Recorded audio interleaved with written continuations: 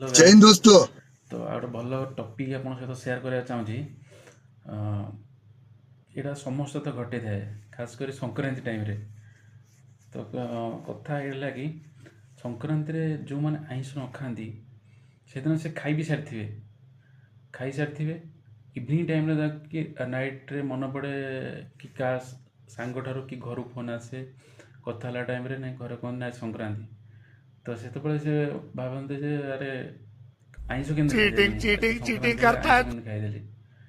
ତ ଏମିତି ସିଚୁଏସନ୍ ମୋ ସହିତ ସବୁ ସଂକ୍ରାନ୍ତି ପ୍ରାୟ ହୁଏ। ମୁଁ ପ୍ରାୟ ସଂକ୍ରାନ୍ତି ଆଇଁଷ ଖାଏନି, ତ ସେଥିପାଇଁ ଆଜି ବି ସଂକ୍ରାନ୍ତି ଥିଲା। ତ ଆଇଁଷ ଖାଇସାରିଲା ପରେ ଲାଷ୍ଟକୁ ଆଜି ଗୋଟେ ସପ୍କୁ ଯାଇଥିଲି କିଛି ରାସନ ଆଣିବା ପାଇଁ। ତ ସେଠି ଭାଇ କହିଲେ କି ଆଜି ସଂକ୍ରାନ୍ତି ଥିଲା। ତ ମୁଁ ଭାବିଲି ଆଇଁଷ ତ ଖାଇବି ସାରିଲାନି, ଆଉ କ'ଣ ହେବ। ଏମିତି କାହା କାହା ସହିତ ଏମିତି ଘଟେ ଭୁଲ, ତ କମେଣ୍ଟ କରିବେ।